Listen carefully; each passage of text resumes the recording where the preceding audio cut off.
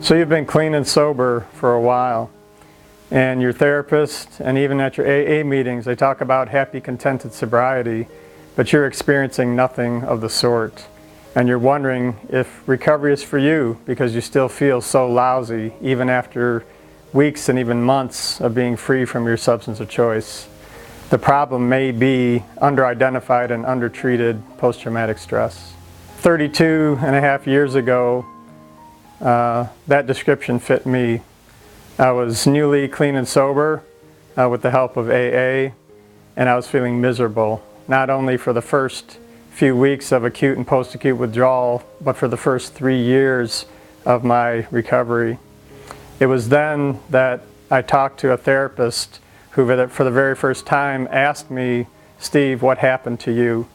And for the first time I learned about how trauma can impact somebody and leave them with the symptoms of post-traumatic stress that can create anxiety, depression, intrusive thoughts, avoidant behavior tendencies that can really mess with the quality of life and leave somebody questioning whether or not there is such a thing as happy, contented sobriety for them.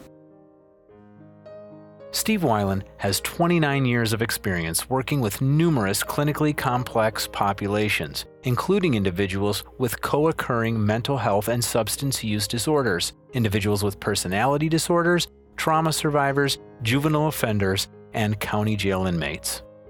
After learning that and getting the help that I needed, that became a passion of mine and has been a focus of my career for the past 20-25 years.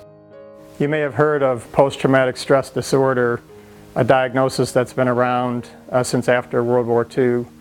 About 11 or 12% of the general population meet criteria for that diagnosis, but research tells us that between 50 and 90% of people seeking addictions treatment meet criteria for that diagnosis.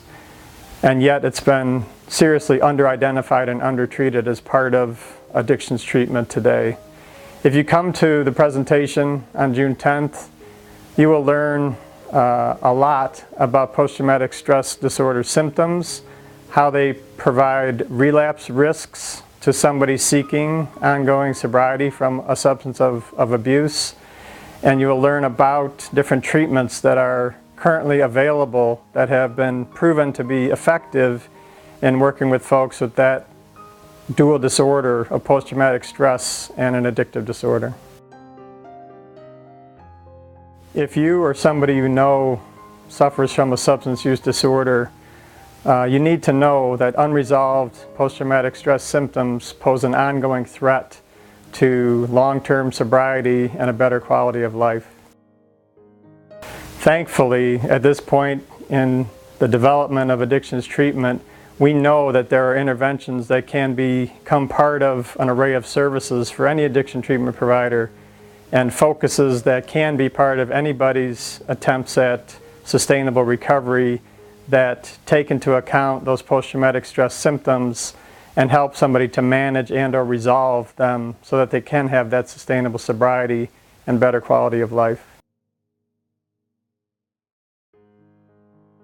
In over 20 years of working directly with individuals in recovery from addictive disorders, I have many happy endings, many turning of the corners where people, when they started to address the post-traumatic stress part of their recovery, were able to see significant gains in their quality of life and level of functioning.